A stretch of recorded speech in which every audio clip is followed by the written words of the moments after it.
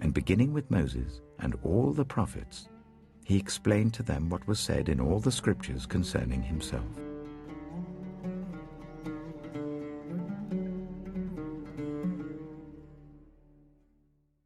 Shalom, children.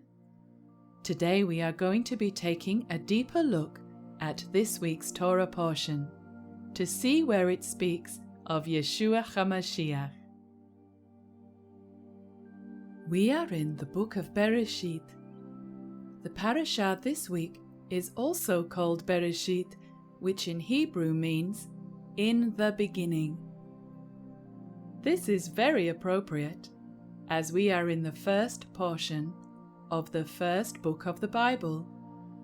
We are at the very beginning of our journey. Let's hear a summary of the parashat. Yahweh creates the world in 6 days. He stops working on the 7th day and sets it apart as a day of rest. Elohim creates a man called Adam and puts him into a garden. He then creates a woman, whom Adam calls Hava. Yahweh instructs Adam and Hava not to eat fruit from a tree of the knowledge of good and evil. But Hava disobeys Elohim and tries the fruit. She then gives some to her husband Adam, who chooses to eat it with her. They are banished from the garden by Elohim for their disobedience. 2 sons are born, Cain and Abel.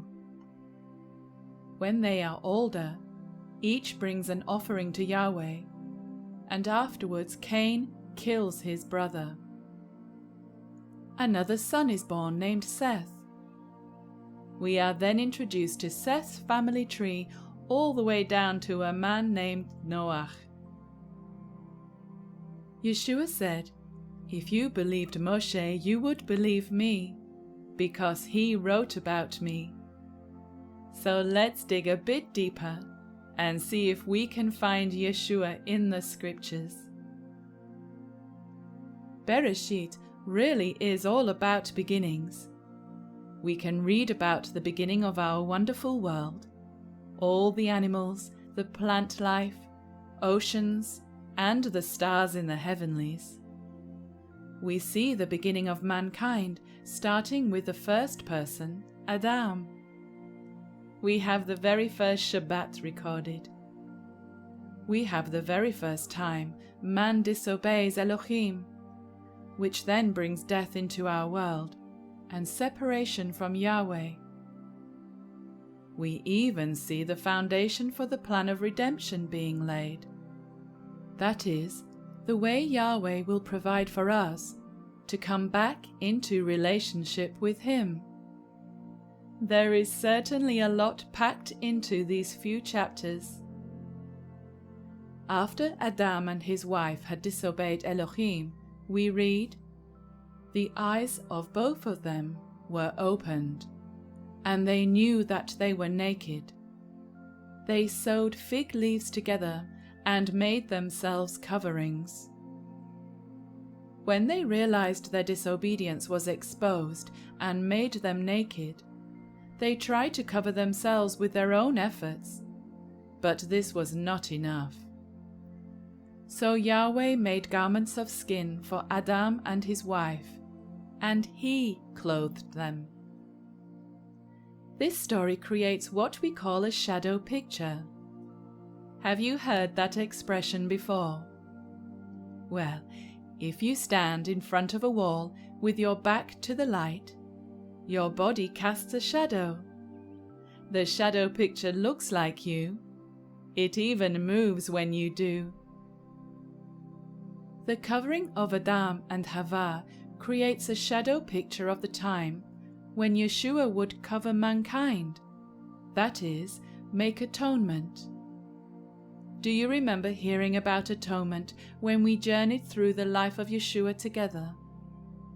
We learned atonement can mean to cover the cost of something, or take away a debt that is owed. Adam, Hava, and all of us owe a debt for our sins, which need to be atoned for or taken away. King David wrote that Elohim would provide the way when he said, "As for our transgressions, you will provide atonement for them." Yeshua was sent by Elohim. Yeshua made atonement when he chose to offer himself up and allowed the sentence of death to be passed over him. He chose to drink the cup of death and wrath that was meant for us. I am reminded of the illustration Yeshua gave about a king who made a great wedding feast. Do you remember? When the king went to check on all the guests, he noticed a man was sat there who had not put on the wedding garment. The king had asked the man, "Friend, how is it you came in without a wedding garment?" But the man had no excuse and was speechless. He was naked and exposed, just like Adam and Hava. Children, one day there is going to be a heavenly wedding feast. Yeshua said, "Blessed are those who are invited to the wedding supper of the Lamb." But he gave the warning, "Buy from me white clothing, so you can be clothed and your shameful nakedness will not be exposed." Let's agree with the words of the prophet Isaiah when he said, "I will rejoice greatly in Yahweh. My soul will rejoice in my Elohim, for he has clothed me with garments of salvation. He has wrapped me with a robe of righteousness." Well, children, that is the end of our study for today. So we will see you next time when we search the scriptures together. Shalom.